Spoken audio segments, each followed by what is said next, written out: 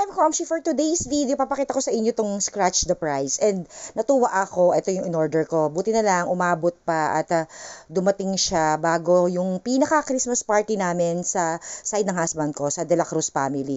So, ito na lang yung naisip kong ipapagames sa kanila. Ayan, bali ito ay 20 pieces bawat isang supot, isang ganyan. So, tatlo yung in-order ko para next year. Tapos yung isa ay gagamitin ko rin doon sa side naman namin, sa CFAM.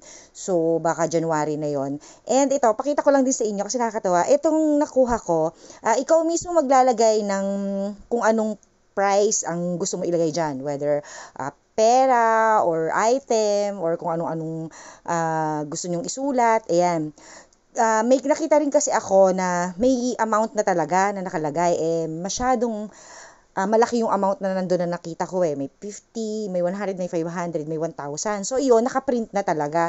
Unlike ito, kaya natuwa ako kasi ikaw mismo yung magde-decide kung anong gusto mong ipapremyo. Tapos, ayun, ito yung mga item na mga pinili ko. Syempre, budgetarian lang tayo. Budget game lang, alam nyo na.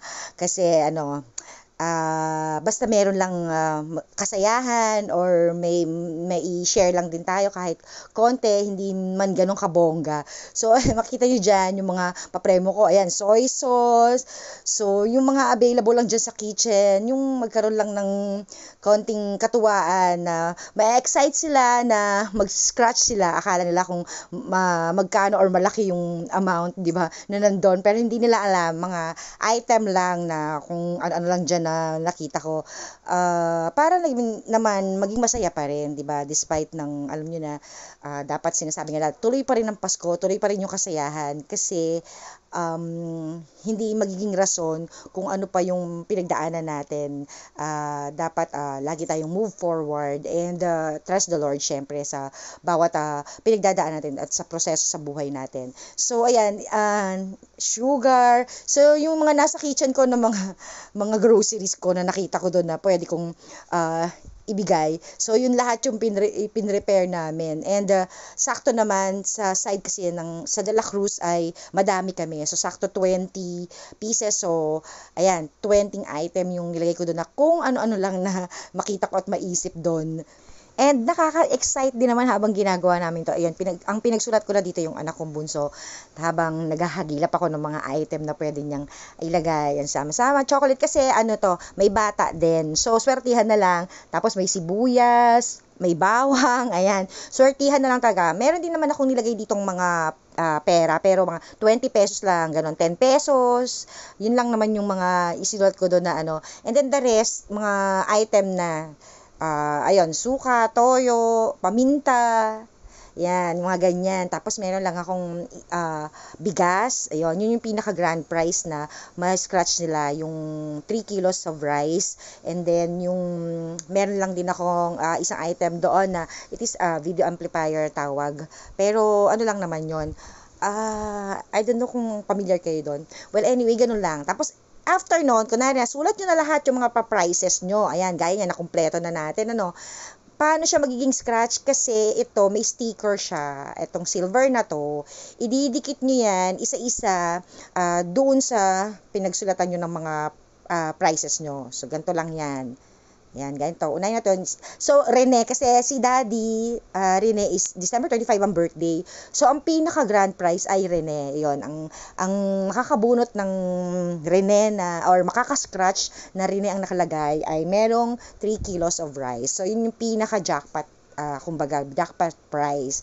So, ganyan lang siya kasimple. Ayan, ididikit mo lang. Kailangan mapasok sa loob. Tapos yun ang i-scratch nila. Diba, mas maganda siya. Kesa dun sa isang nakita ko na may amount na nakalagay sa loob. Tapos, mas mahal pa. Ito is, magkano lang ko lang siyang nabili?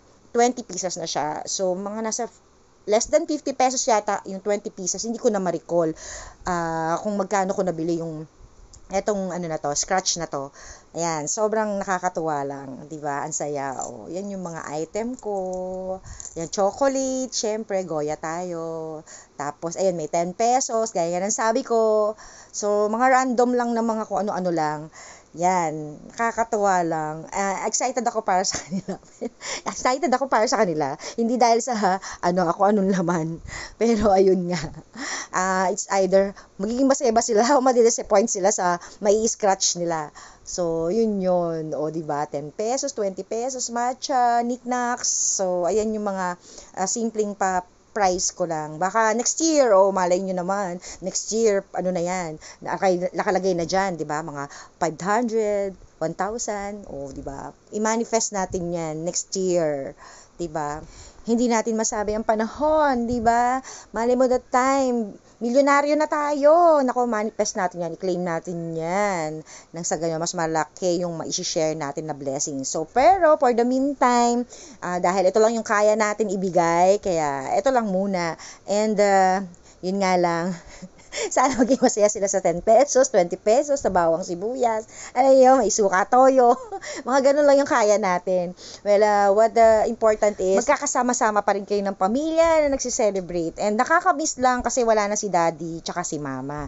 Hindi kagaya noon. Iba talaga pag kumpleto, yung buhay pa sila. Iba pa rin yung saya noon. Lalo na nung si daddy, kasi si daddy meron siya laging special prize sa mga bata, yung mga may award. Kaya yung mga bata, nagsisikap talaga silang mag-aral kasi nga the special award. Well, anyway, nagdadrama na ako. So, ito na yung ganap namin kung gaano kami kagulo at kaingay. Okay. Sir, president po, baliktad. Na kayo. Get one.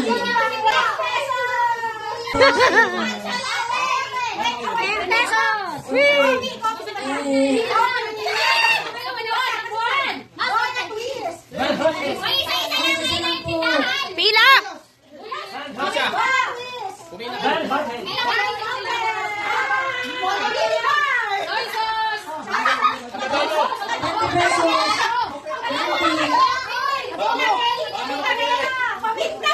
Ba yan? 20 pesos! Bawang!